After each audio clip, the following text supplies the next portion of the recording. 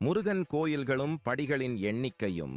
முருகப்பெருமானை பல்வேறு இடங்களில் மலை மீதேறி தரிசனம் செய்வதில் எத்தனை படியேறி செல்ல வேண்டும் என்று தெரியுமா?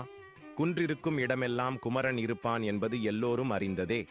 அவ்வாறு மலை மீதிருக்கும் முருகன் கோயில் படிக்கட்டுகள் விபரம். திருப்பரங்குன்றத்தில் 50 படிகள் உள்ளன. சுவாமி மலையில் 60 படிகள் உள்ளன. வட்டமலையில் 100 படிகள் உள்ளன. குருந்தமலையில் 108 படிகள் உள்ளன. குன்றக்குடியில் 140 படிகள் உள்ளன.